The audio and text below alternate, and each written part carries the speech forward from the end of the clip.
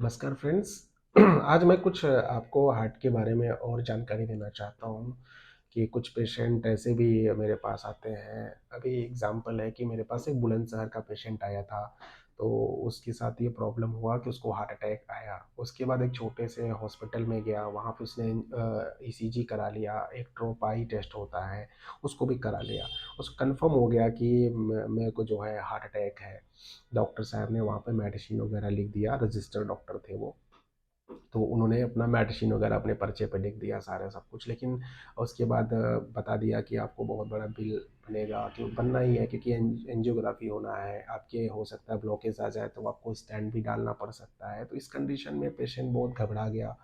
तो I think मेरे इसी यूट्यूब चैनल से और फेसबुक से मेरे को देखा था, तो मैंने उस पेशेंट को देखा और मैंने उसको बोला कि आप एक काम करो, आप सफदरजंग हॉस्पिटल आ जाओ। मैं आपकी सारी चीज़ें एटलीस्ट कम से कम, क्योंकि कुछ टेस्ट ऐसे होते हैं काफ़ी महंगे होते हैं, तो एटलीस्ट मैंने बोला कि आप आ जाओ, आपका मैं एंजियोग्राफी वगैरह कर दूंगा।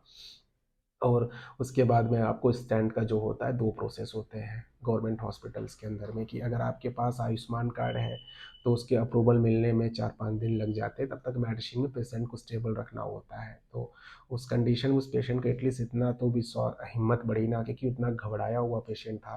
तो मुझे लगा और भी ऐसे पेशेंट हो सकते हैं जो काफ़ी प्रॉब्लम में होंगे, उनके पास पैसे नहीं होंगे, वो काफ़ी घबराए होंगे। तो मेरे पास आके मिल के गया, तो उसका भी सब मैंने रिकवर कर दिया सारी चीज़ें। कि मैंने उसको सजेस्ट कर दिया कि आपने ऐसे करना, हॉस्पिटल में आना है और आके आपको जो है वहाँ पे ऐसे ऐसे ट्रीटमेंट होगा। और अगर आपके पास आयुष्मान कार्ड नहीं है तो आपके सरकारी पैसे से जो लगता है स्टैंड का पैसा, वो लग जाना है, ज़्यादा पैसे नहीं लगते उसमें। और अगर आपके पास आयुष्मान कार्ड है, जो सरकारी बिल भी कटता है, थोड़ा बहुत जो पैसे लगते हैं न के बराबर ही लगते हैं, तो वो भी पैसे आपके जो हैं बच जाने हैं। तो पेशेंट काफ़ी खुश हुआ, क्योंकि मेरे को एकदम लग रहा था वो होपलेस है। वो बोल रहा था कि सर मैं तो अब भगवान भरोसे छोड़ दिया, क्योंकि मेरे पास 4-5 लाख रुपए नहीं है जो प्राइवेट हॉस्पिटल, कॉरपोरेट हॉस्पिटल मांग रहे हैं। तो मैंने उसको हिम्मत दिया। फिर मेरे को मैसेंजर पे मैसेज किया था, तो मैं उसको बुलवाया। तो चलो कम से कम वो बुलंदशहर से उठ के यहाँ तक दिल्ली आया और मैंने उसको फिर सारी डिटेल बताए। तो आप में भी अगर कोई पेशेंट इस टाइप का है जिनके पास पैसे की प्रॉब्लम है, उनको डॉक्टर ने बोल दिया है कि आपको स्टेंट डालना है या आईसीडी आईसीडी मशीन डालनी है या पेसमेकर डालना है, तो अगर आपके पास आयुष्मान कार्ड, देखो आयुष्मान कार्ड में घबराना नहीं कि आपके पास नहीं है। आपने एक बार जाके चेक कराना है, नहीं तो हॉस्पिटल के अंदर भी चेक हो जाता है। अपने ब्लॉक पे जाके या अपने जो गांव के प्रधान है उनसे बोलो कि देखो भाई मेरा भी आप चेक कर दो कि मेरा कार्ड तो नहीं है, बना तो नहीं है। क्योंकि वो कार्ड किसी के नाम से नहीं, हर सभी का ऑटोमेटिक जो गवर्नमेंट ने लोड कर दिया है। आपको जाके खुद से अपना निकलवा के अपने पास में रखना हो, क्योंकि वो बहुत काम का कार्ड है वो। उसको रख लोगे तो कम से कम आपका जो फ्यूचर सेविंग आप पैसे रखते हो बच्चों के लिए, पढ़ाई वगैरह के लिए, तो बच जाएंगे। तो इसमें मैं तो आपको सलाह दूंगा कि आप जो है अपना काफ़ी ख्याल रखो और इस कार्ड वगैरह को बना के रखो, नहीं तो बाद में प्रॉब्लम हो सकती है। क्योंकि देखो हार्ट की परेशानी ऐसी है, बता के नहीं आती हो, वो कभी भी अचानक से आ जाएगी, तकलीफ हो जाएगा घर में। इवन जो हार्ट, जिनके घर में डायबिटीज़ और हाइपरटेंसी के पेशेंट है, वो भी कोशिश करें कि अपना एक बार हार्ट की जांच तो एटलीस्ट करा लें। मैं नहीं कहता आप एंजियो करा लो, क्योंकि देखो मैं आपको ही समझाना चाहता हूँ कि कुछ पेशेंट ऐसे हैं जो रास्ते में चलते उनकी सांस फूलती है। तो कुछ डॉक्टर्स जाके रेस्पिरेटरी के जो सांस के डॉक्टर होते हैं उनके पास जाके अस्थमा का इलाज कराते हैं। लेकिन अस्थमा के ट्रीटमेंट के बाद में आप मेडिसिन लेते रहते हो, फिर भी आपकी सांसें रुकना जो है, जो सांस फूलती है चलते समय रास्ते में, फिर भी बंद, वो हार्ट की प्रॉब्लम हो सकती है। तो उस कंडीशन में ऐसा नहीं कि आपने जाके तुरंत एंजियोग्राफी करा लो, पैसे बर्बाद कर दो, ऐसा नहीं बोल रहा हूँ। सिंपल सा टेस्ट होता है सीटी, कोरोनरी एंजियोग्राफी, मतलब सीटी का जो है, सीटी जैसे हम लेते हैं चेस्ट की, छाती का, ब्रेन का करते हैं, फोटो खींचते हैं मशीन के अंदर, सेम उसी तरह हार्ट का भी हो जाता है। आप उससे कंफर्म कर सकते हैं एस या नो में ट्रीटमेंट है। मतलब आप उस ट्रीटमेंट से इतना कंफर्म कर सकते हैं कि आपको हार्ट की प्रॉब्लम है या नहीं है, ये कंफर्म हो जाता है कि कोई ब्लॉकेज तो नहीं है। जो इको भी करते हैं लोग, कुछ लोग, लेकिन इको जो है उसमें ब्लॉकेज वगैरह नहीं आता। कुछ लोग को कंफ्यूजन है कि इको कार्डियोग्राफी करा लेंगे तो मुझे ब्लॉकेज पता चल जाएंगे। उसमें सिर्फ हार्ट का स्ट्रक्चर मालूम चलता है, जो वाल्व होती है ऑल प्रॉपर काम कर रही कि नहीं कर रही, वो चीज़ें आप जान सकते हो। और अगर आपका लिपिड प्रोफाइल आपने कराया, एलडीएल का लेवल बहुत ज़्यादा जा रहा है और आप डायबिटिक और हाइपरटेंसिव के पेशेंट हो और आपको ये सब सिम्टम्स आ रहे हैं, तो प्लीज़ आप एक बार अपनी जांचें कराओ। क्योंकि नहीं तो बाद में आपको अगर बड़ा अटैक आ गया तो आपकी तकलीफ़ें बढ़ जाएँगी, क्योंकि उस कंडीशन में स्टेंट डालने के बाद भी ऐसा नहीं कि आप 100% ठीक हो जाना है, उसके बाद भी आपको कोई ना कोई तकलीफ़ बनी होती है। 100 मैं सभी को नहीं बोल रहा हूँ, कुछ पेशेंट ऐसे होते हैं, 100 में से 80 पेशेंट को तकलीफ़ बनी रहती है स्टेंट डालने के बाद भी।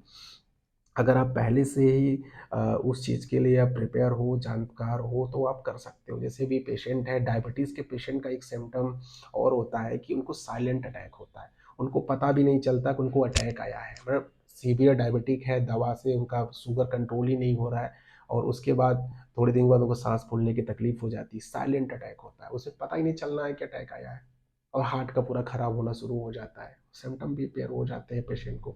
तो बाद में जब पेशेंट ईसीजी कराता है तो पता चलता है कि ओल्ड ओल्ड अटैक था उसका। उस अटैक की वजह से तकलीफ इतनी बढ़ जाती है कि पेशेंट का फिर रिकवर होना बहुत मुश्किल हो जाता है। सिर्फ उस समय सिर्फ मेडिकेशन से ही या क्योंकि बहुत सारे पेशेंट ऐसे होते हैं डायबिटिक के कि उनको भी स्टेंट डालना बहुत मुश्किल हो जाता है। तो प्लीज़ पहले से अगर आप अवेयर रहोगे, जानकारी ले लोगे सारी चीज़ों की, तो उस चीज़ से आप निकल सकते हो। और इवन अभी कुछ पेशेंट का मैंने वीडियो भी डाला था अभी हाल ही में, तो वो भी पेशेंट आए थे मेरे पास, तो उनका भी प्रॉपर ट्रीटमेंट हो गया। उनका मैंने गवर्नमेंट हॉस्पिटल से ही पूरा ट्रीटमेंट कराया उनका।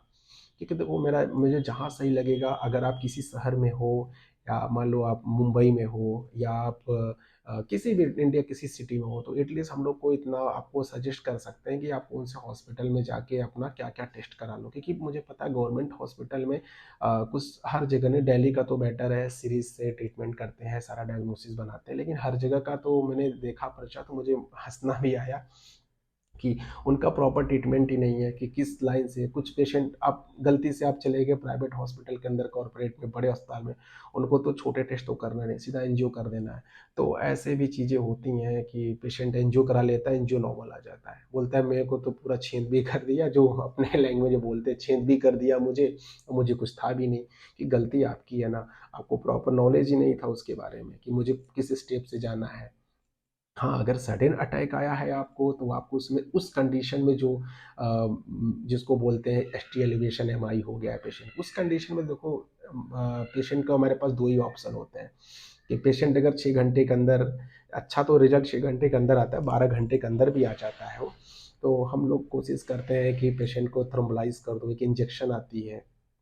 सरकारी में वो रेट फ्री होता है इंजेक्शन, 30-32 हज़ार आई थिंक यही कुछ रेट होगा उसका, वो लगाना होता है। अगर उससे रिकवर हो गया तो बेटर है। लास्ट में एंजियोग्राफी करके पेशेंट को फिर स्टेंट ही डालना होता है, उसी घंटे के अंदर डालना होता है, वो इमरजेंसी सिचुएशन होता है। लेकिन कुछ पेशेंट ऐसे होते हैं जिनकी सांसें फूल रही है और उनको अटैक आ रहा है, मतलब चलते चलते छाती में दर्द हो गया, सडन बैठ गया, फिर रिलीफ हो गया। तो ऐसे पेशेंट का हम लोग कन्फर्मेटरी टेस्ट करना होता है कि भाई पहले तो आप उसका सीटी कोरोनरी करा लो, हार्ट का ही परेशानी है, ऐसा नहीं लंग की परेशानी है। तो उस कंडीशन में देखो बहुत सारी चीज़ें होती हैं, मैं हर टॉपिक का अलग दिन आपको बताता रहूँगा और जो भी अपडेट आएँगे मैं अपडेट भी आपसे शेयर करता रहूँगा। इवन आप लोग का भी काम है कि ये शेयर आप लोग और लोगों को भी करें, उनको जानकारी दें या मेरे थ्रू से तरफ से जो आपको कन्फ्यूज़न होता है मुझसे कॉल करके आप पूछ सकते हो। जनरली मैं फ़ोन तो नहीं रिसीव कर पाता हूँ, लेकिन आप व्हाट्सएप पे अगर मैसेज करोगे तो मैं आपको वॉइस रिकॉर्ड करके डिटेल भेज दूँगा, आपकी प्रॉब्लम क्या हो सकती, आपको मुझसे मिलने की ज़रूरत है या नहीं है। अगर मुझे लगेगा कि आपको डिटेल में समझाना है तो मैं आपको अपने पास बुला के डिटेल में समझा सकता हूँ। Thank you very much.